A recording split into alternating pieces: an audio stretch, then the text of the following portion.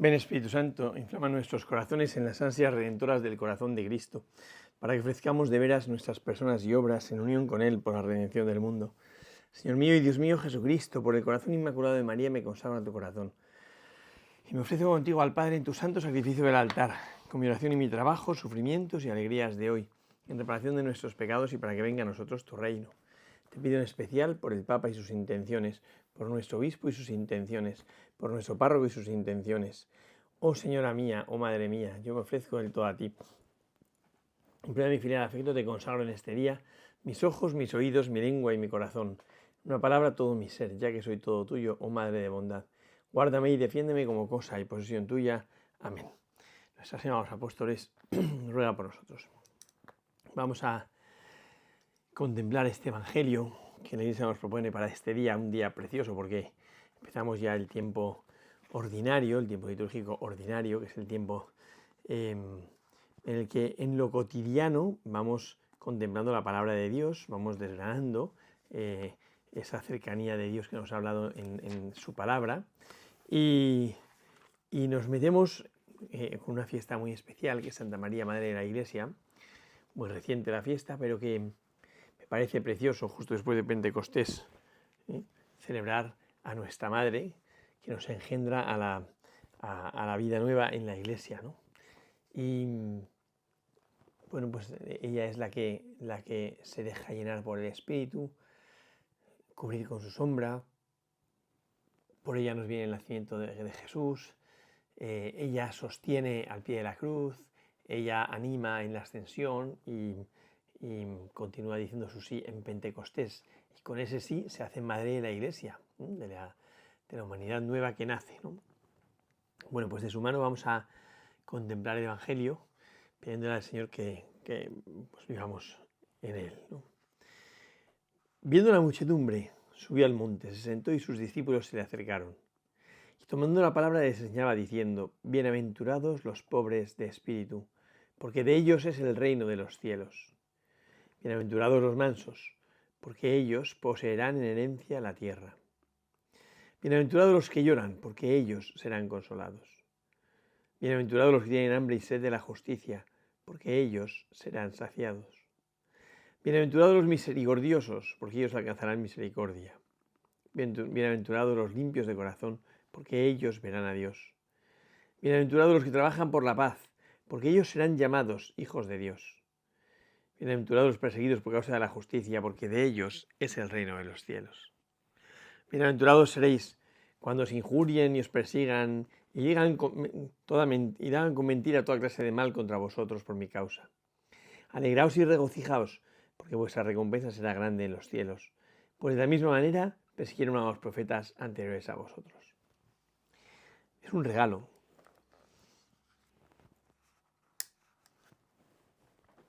Sinceramente creo que es un regalo esto de empezar el tiempo ordinario con la presencia del Espíritu, que no es un tiempo en el que ya no sucede nada, ojo, porque sucede Pentecostés y empezamos lo cotidiano, el tiempo ordinario, y no podemos pensar, entonces ya se ha pasado toda la fuerza teológica de la pasión, muerte y resurrección, Pentecostés, tal, ¿no? No, porque ahora con el Espíritu Santo que nos guiará hasta la verdad completa, en lo cotidiano de la vida se va abriendo el misterio de Cristo y vendrá Corpus Christi, Sagrado Corazón, Cristo Sacerdote, etcétera, ¿no? Varias fiestas que nos van a hacer bucear en el misterio de Dios junto con la Santísima Trinidad, ¿no? Entonces, en eso cotidiano digo que me parece bonito empezar de la mano de la Virgen y empezar con el Sermón del Monte, que empieza el Sermón del Monte aquí, ¿no? Con las bienaventuranzas, de una manera como tan fuerte, ¿no? O sea, decía San Agustín que las bienaventuranzas son los caminos del amor, ¿no? El amor que viene a nuestra vida por distintos caminos, ¿no? Y nos va configurando con estas actitudes que son como metas o como caminos para nosotros, ¿no? Entonces, las bienaventuranzas, bueno, primero se sube al monte de Jesús, se sienta, actitud magisterial, como un nuevo Moisés que da una ley, ¿no? pero no es una ley, porque una ley es como algo exterior que viene sobre la persona, ¿no? Pero aquí esto es un modo de ser, una justicia, más bien es una justicia, la justicia del reino de los cielos que se expresa en las bienaventuranzas, que son una radiografía del corazón de Cristo. Esto lo decimos muchas veces, pero es así, la radiografía del corazón de Cristo. Y por eso, para un cristiano, las bienaventuranzas son como el plan pastoral de la santidad, ¿no? Recuerdo, creo que era en Nuevo Milenio Neunte, yo creo que sí, ¿no? El Papa Francisco hablaba del plan pastoral para el nuevo milenio. Decía, ya está puesto, es la santidad, ¿no? Y pensaba, qué gracioso, la santidad. Pero es verdad, o sea, nuestra gran ocupación, nuestra gran obra es la santidad. Lo que tenemos que hacer es alcanzar la santidad, que es vivir ya una amistad con Dios que nos anticipa el cielo, ¿no? Bueno, pues las bienaventuranzas son los distintos caminos de la santidad, el nuevo orden en el que uno puede vivir esa santidad, ¿no? Cuando el Papa Francisco tuvo que hacer una exhortación apostólica sobre la santidad, la tituló así: Gaudete et exultate, alegraos y regocijaos porque vuestra recompensa será grande en los cielos, ¿no? Entonces, aquí en Lo Cotidiano de la Vida empezamos a saborear cuál es el camino de la santidad para nosotros, ¿no? Y la santidad tiene varios factores o varias como realidades, ¿no? De ellas hay dos que nos indican, o una mejor dicho, que nos indica que la santidad empieza aquí. Bienaventurados los pobres de espíritu, porque de ellos es el reino de los cielos, y bienaventurados los perseguidos por causa de la justicia, porque de ellos es el reino de los cielos, ¿no? Pobres de espíritu y perseguidos por causa de la justicia parece que es una especie de sinónimo, y de ellos es el reino de los cielos es la indicación que dice en los dos casos, ¿no? Pero esto es un ya es el reino de los cielos, ¿no? O sea, no es en un futuro vendrá el reino de los cielos, no, de los que son pobres de espíritu, al tener su corazón puesto y su confianza puesto solo en Dios, viven ya como en esa seguridad de Dios, ¿no? Por eso de ellos es el reino de los cielos. Miren, todos los pobres en espíritu, porque de ellos es. Los demás todos son en futuro. Heredarán la tierra, serán consolados, alcanzarán misericordia, verán a Dios, etc., ¿no? O sea, la santidad es algo que ha sucedido ya. De hecho, qué bonito es ver, como decía el Papa Francisco en ese Gaudete et exultate, que uno es santo por el bautismo que ha recibido, como dice San Pablo, a los santos de la iglesia que peregrinan en Corinto, que no es a los más buenos de la iglesia de Corinto, no, sino a los que han sido bautizados, ¿no? Porque el bautismo implica ya la vida del reino de los cielos, una vida de Dios, ¿no? Una vida con una calidad especial, y yo creo que eso es clave entenderlo así, ¿no? Dios que se comunica. Entonces, bienaventurados los pobres en el espíritu, porque ellos es el reino de los cielos. Bienaventurados los perseguidos por causa de la justicia, porque de ellos es el reino de los cielos, ¿no? Ser pobre de espíritu y perseguido por causa de la justicia encaja muy bien, ¿no? Porque uno vive en su sencillez más absoluta, ese pertenecer a Dios y por tanto ser ciudadano del reino de los cielos, ¿no? Bienaventurados los pobres en espíritu, porque ellos es el reino de los cielos. Y luego empieza esos 8 caminos que muestran, 7 caminos que muestran las 7 actitudes del corazón redentor de Cristo, que se verificarán en la cruz, ¿no? Los mansos, porque ellos heredarán la tierra, ¿no? Y ahí tenemos a el centurión que con la lanza le atraviesa el costado y al punto salió sangre y agua, y ese costado traspasado, que es el momento álgido de la pasión, se va a manifestar en su lugar, ¿no? En su lugar, ¿no? O sea, no es al comienzo de las palabras de Jesús en la cruz, sino al tercero, a la cuarta, ¿no? Entonces, en primer lugar, pobreza de espíritu, ¿no? Los pobres en el espíritu, porque Dios es el reino de los cielos.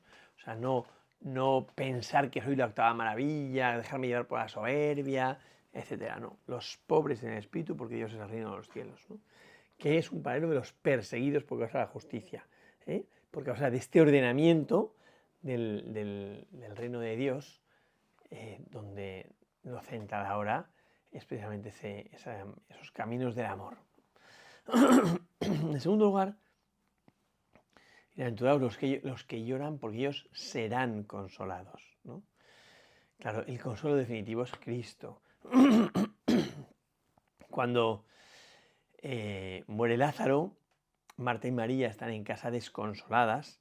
Marta se entera que viene Jesús y sale corriendo y lo intercepta en el pueblo de al lado, ¿no? Y ya está, y entonces ahí le echa pues, su diatriba, su discusión con él, porque si hubiera estado aquí mi hermano no habría muerto, pero no era lo que pidas al Padre te lo concederá, ¿no? O sea, como hay un enfado profundo ante un misterio del dolor y la muerte, ¿no? Siempre es así, ¿no? Que hay esa tensión, que a mí me gusta llamar tensión de cielo, ¿no? Porque en el fondo el cielo llama, no nos entiende, no entiende los que están aquí muchísimo menos y tal, ¿no? Pero todos los que lloran porque ellos sean consolados, ¿no? Y el consuelo de Dios es algo existencial, no algo intencional o moral, no es no sé, te doy un regalito para que pienses que va a venir un momento de mejoría. No es eso. Es mirar al cielo, mirar al Señor. Y uno entiende pues, que efectivamente todo pasa, ¿no? Y que cuando uno está en un momento de gozo especial o consuelo, tiene que almacenar para cuando vengan los momentos más difíciles y ya está, ¿no? Y ya está. Entonces, bueno, en todos los que lloran porque ellos sean consolados, ¿no? Y esto se aplica al buen ladrón, por supuesto, y a las palabras que le dice Jesús al buen ladrón, ¿no? En tercer lugar, bienaventurados que tienen hambre y sed de la justicia, ¿no?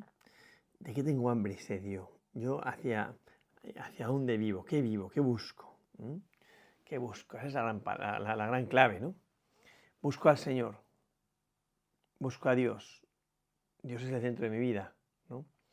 De verdad lo quiero a Él, quiero unirme a Él, quiero estar con Él, ¿no? Entonces, bienaventurados los que hambre y sed de la justicia. Si no tenemos hambre y sed de la justicia, ¿qué drama? ¿De qué tendremos hambre? Porque el corazón es un órgano voraz, ¿no? Y que no le es indiferente. O sea, el corazón busca lo verdadero, lo bueno y lo bello, ¿no? Entonces, que hambre y sed de la justicia. Bienaventurados, ¿no? Hambre y sed de la justicia, porque ellos quedarán saciados. La medida del Nuevo Testamento es esta, es saciar del todo. De hecho, en la multiplicación de los panes, cuando se hubieron saciado totalmente, entonces va Jesús y dice, recoged los pedazos que nada se sobre, pero se sacian antes, ¿no? O sea, yo creo que es muy interesante que Dios nos quiere colmados, llenos de alegría y colmados, dice Evangelii Gaudium, ¿no? Entonces Dios nos quiere felices, ¿no? Y entonces uno le pide al Señor esa mirada de cielo para ser feliz, ¿vale? Los que tienen hambre y la justicia, perdón, sí, porque ellos quedan saciados, ¿no? Cuando uno se queda mirando al cielo para ser revestido del Espíritu Santo, el Espíritu Santo viene con todo el ambiente de cielo y eso es lo que se comunica a la persona. Y esto es lo que tiene que quedar en el corazón de la persona, el ambiente de cielo, ¿no? Para que ese vivir en la tensión de la conquista del cielo nos lleve a vivir con ilusión y con paz, ¿no? A ver si la justicia porque ellos quedan saciados, ¿no? Luego dice, bienaventurados los misericordiosos, porque ellos alcanzarán misericordia, porque a medida que uséis la usarán con vosotros. Alcanzar misericordia es recibir el amor de Dios de manera verdadera, objetiva, Dios que te quiere, ¿no? Porque hay un amor verdadero, Dios nos quiere, ¿no? Entonces, los misericordiosos, porque alcanzarán misericordia, porque alcanzarán misericordia. Los limpios de corazón, porque ellos verán a Dios. Esta limpieza de corazón solemos aplicarla rápidamente a la castidad, al amor ordenado y tal y cual, ¿no? Que podría ser, pero yo creo que es más la inocencia, ¿no? Y qué bonito es cuando uno de verdad es inocente, ¿no? Y no vive como en la agonía o en la angustia o complicándose tratando de interpretar cosas que no. La inocencia. Y la inocencia es acoger la realidad como viene con toda paz. Es que no la entiendo. Bueno, pues no pasa nada, ya la entenderé. Tampoco tengo que entender todas las cosas, ¿no? Entonces, los misericordiosos porque alcanzan misericordia, y los limpios de corazón porque ellos verán a Dios, ¿no? esto es encima ya es la inmediatez del que ve a Dios y lo ve porque no anda interpretando la presencia de Dios. Pues no, es Dios, ya está ahí, ¿no? Porque ellos verán a Dios. Luego, los los que trabajan por la paz, ¿eh? Los que trabajan por la paz, que pacifican, que su modo de estar es quitando hierro a las cosas y yendo a lo esencial y por tanto pacifican a las personas, ¿no? En un mundo donde hay tantísima agresividad y tanta violencia que, bueno, pues que uno a veces se avergüenza de tener que reconocerlo, ¿no? Pero es así. Qué bonito es que haya gente que trabaje por la paz. Y esos que trabajan por la paz son llamados hijos de Dios, porque trabajan por la paz, son hermanos en Cristo, hijos en el Hijo, ¿no? Trabajan por la paz. Y luego dice, pues que no veo tres en un burro. Y luego dice, bienaventurados los perseguidos por la justicia, la última, porque Dios es el reino de los cielos, ¿no? Vuelve al presente, de ellos es el reino de los cielos. Pero entonces añade la última, que la última seguramente es un añadido, que ha puesto aquí San Marcos de una manera un poco artificial. No sabemos en qué momento de su vida la dijo, pero la dijo, ¿no? Igual que pasa bendiciendo a muchísima gente en el Evangelio, bienaventurados los que creen sin haber visto al final, pero hay muchísimas bienaventuranzas, ¿no? Dice, bienaventurados vosotros cuando os persigan y digan toda clase de calumnias, os injurien y os persigan y digan toda clase de calumnias contra vosotros, por mi causa, alegraos y regocijaos, porque vuestra recompensa es grande en el cielo. Es bonito esto, porque efectivamente, después de mostrar los caminos del amor, muestra esta tensión de comunión con Dios, ¿no? Tensión de cielo. Y esa tensión de cielo uno aspira a la plenitud, no quiere quedarse a medias, quiere eso, aspirar a lo definitivo, ¿no? Entonces, de ellos es el reino de los cielos, había dicho, los perseguidos por la justicia, de ellos es el reino de los cielos. Y ahora vosotros, cuando os insulten, os persigan y digan con mentira toda clase de maldades contra vosotros, alegraos y regocijaos, ¿no? Porque vuestra recompensa será grande en el cielo, ¿no? O sea, porque la vida se mide de una manera muy distinta y el centro de todo es el amor de Dios, evidentemente. Entonces, alegraos y regocijaos, ¿eh? Porque la misma tatera, porque vuestra recompensa será de los cielos, pues de la misma manera persiguieron a los profetas anteriores a vosotros.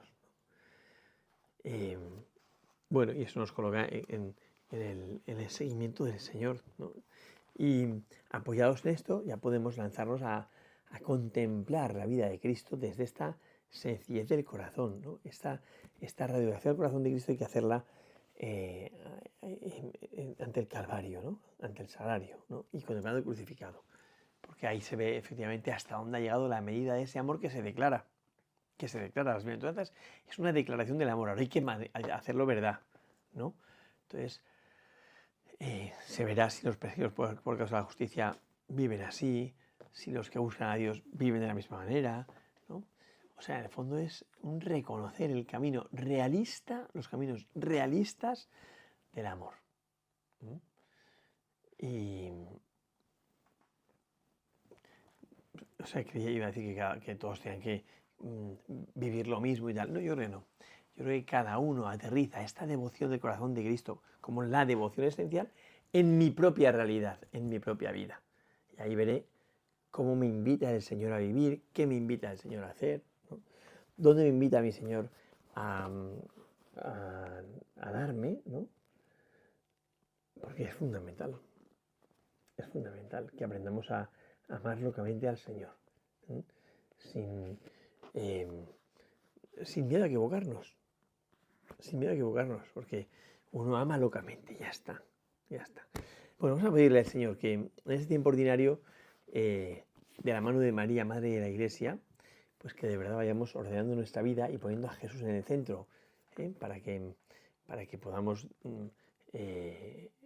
amar como el Señor quiere y con la eficacia que el Señor quiere.